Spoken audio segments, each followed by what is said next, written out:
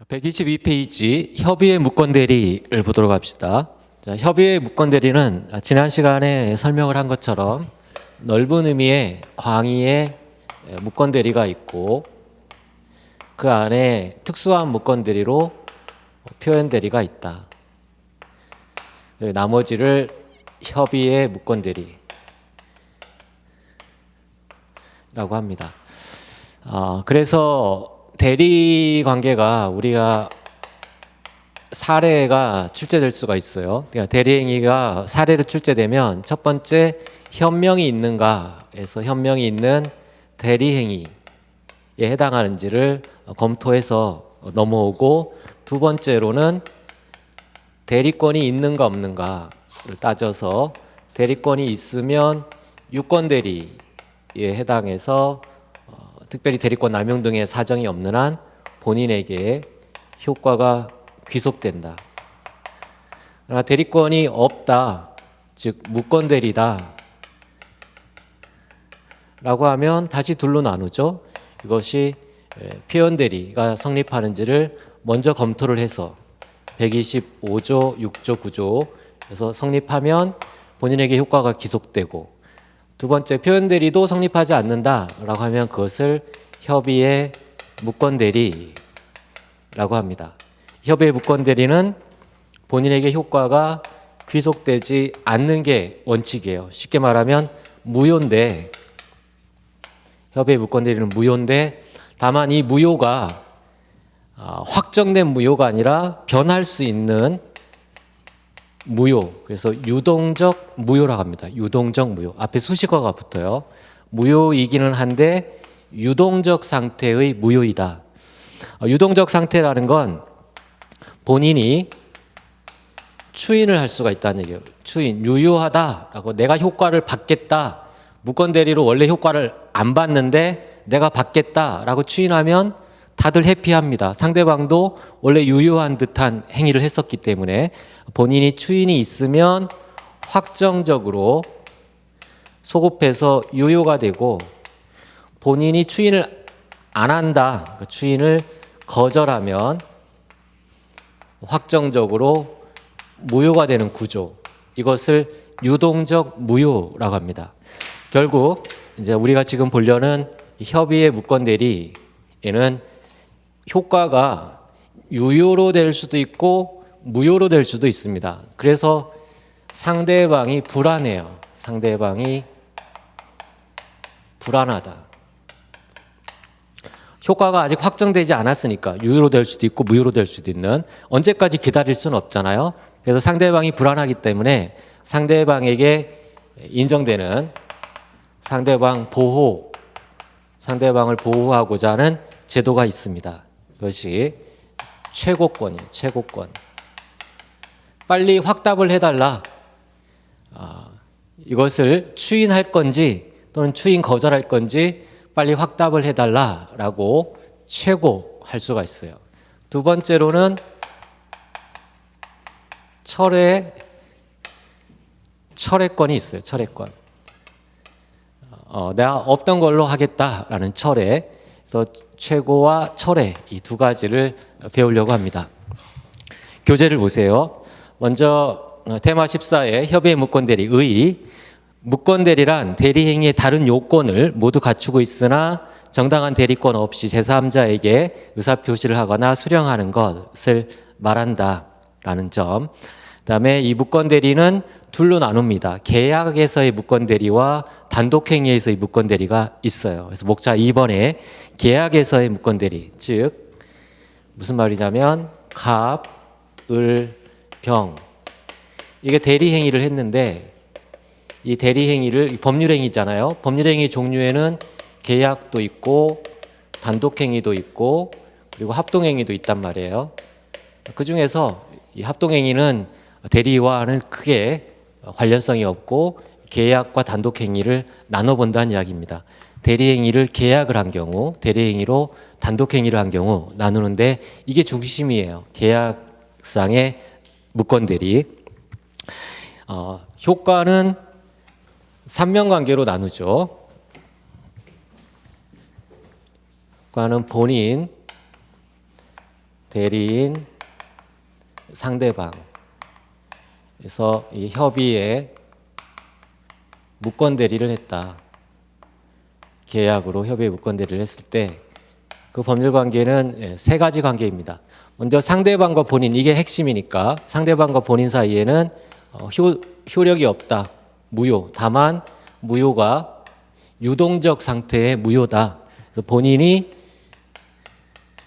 추인할 수도 있고 추인 거절할 수도 있는 이 두 가지 유동적 상태가 있고, 상대방은 이 중에 하나를 빨리 선택해달라라고 독촉을 할 수 있는 최고권이 있습니다. 그래서 양가로 1번에 본인과 상대방 사이의 효과에서 130조 대리권 없는 자가 타인의 대리인으로서 한 계약은 본인이 추인하지 아니하면 본인에게 효력이 없다. 그래서 조문에는 효력이 없다라고 돼 있지만 그 구체적 의미는 동그라미 1번에 있는 것처럼 유동적 무효를 말한다. 유동적 무효.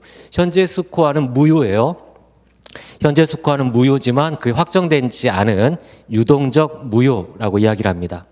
동그라미 2번에 이때 본인은 추인할 수 있고 추인 거절할 수 있다고 했어요. 그래서 본인의 추인권 132조 추인이나 거절의 의사표시는 상대방에 대해서 하지 않으면 상대방에게 대항하지 못한다. 그러나 상대방이 그 사실을 안 때에는 상대방이 대항할 수 있다. 자, 가장 완벽한 방법은 이 본인이 추인하는 거, 이거 단독행위입니다. 의사표시로 하는 단독행위. 본인이 추인을 상대방한테 하면 완벽하게 확정적으로 유효하게 돼요. 유효. 그런데 상대방에게도 할 수 있고 대리인에게도 할 수 있어요. 얘한테 무권 대리죠. 무권 대리인한테 내가 추인하겠다. 네가 시키지도 않은 짓을 했지만 추인하겠다라는 의사표시를 대리인에게 할 수 있어요. 다만 대리인에게 했을 때는 상대방이 모를 수 있으니까 상대방이 그 사실을 알았을 때에만 추인의 효과가 발생한다라는 이야기입니다. 그 다음에 넘겨보시면 비읍을 보세요. 124페이지 비읍의 효과 133조. 추인은 다른 의사표시가 없는 때에는 계약 시에 소급하여의 밑줄, 소급하여 그 효력이 생긴다. 추인의 효과는 소급해서 처음에 무권 대리를 할 당시로 소급해서 확정적으로 유효한 효과가 발생한다라는 이야기입니다.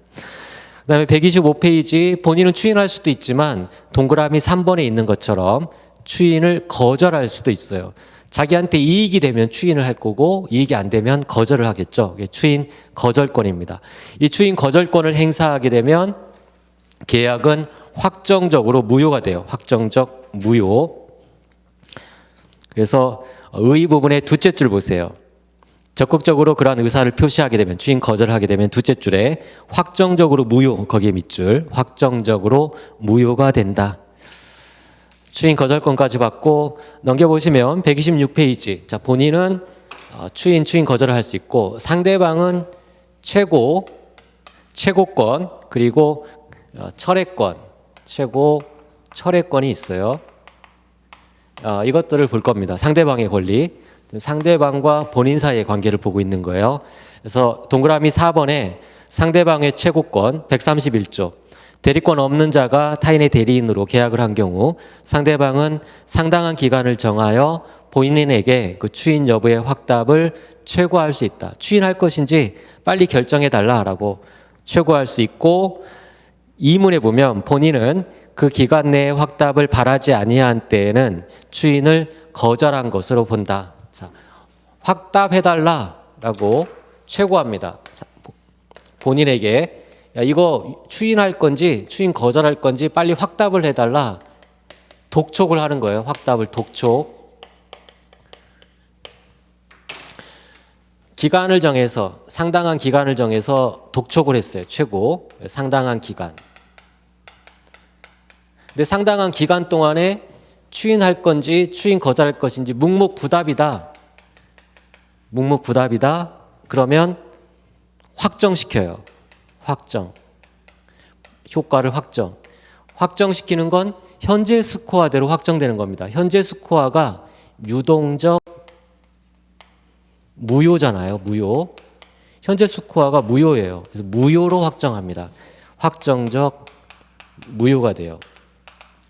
상당한 기간이 지나도록 묵묵부답이면 확정적으로 무효로 한다. 근데 상당한 기간이 지나도록 묵묵부답인지 여부는 상당한 기간 내에 확답은 의사표시예요.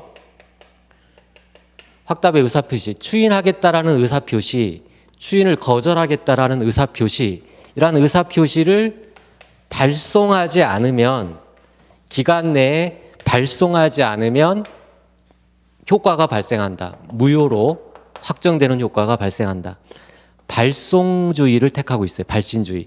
우리가 의사표시의 효력 발생에 대해서 앞에서 배울 때 도달주의가 원칙이라고 했죠. 상대방에게 도달해야 효력이 발생하는 게 원칙인데 이건 예외입니다. 예외적으로 그 기간 내에 확답을 발송하지 않았을 때, 발송을 기준으로 해요. 발송을 기준으로 해서 확정적 무효로 한다. 보시고, 그다음에 동그라미 5번에 상대방의 철회권 134조. 대리권 없는 자가 한 계약은 본인의 추인이 있을 때까지 상대방은 본인이나 대리인에 대하여 철회할 수 있다. 다만 이 철회권은 옆에 여백에 적어주세요. 선의일 때 한해서. 상대방이 선의일 때, 이 철회는 이 상대방이 선의일 때 한해서만 철회권이 인정된다. 의사표시를 한 바가 있죠. 대리인한테 자기가 한 A라는 의사표시를 계약이니까 두 개의 의사표시가 있어야 되는 거예요. 대리인의 의사표시와 상대방의 의사표시. 이 중에서 상대방 자기가 한 의사표시를 없던 걸로 한다는 얘기예요. 없던 걸로 하는 게 철회입니다. 다만 이런 철회를 하려면 계약을 할 당시에 얘가 무권 대리인이다 라는 사실을 선의, 몰랐을 때에만 이런 철회권이 인정된다라는 이야기입니다. 134조 선의의 상대방인 경우에는 철회할 수 있다.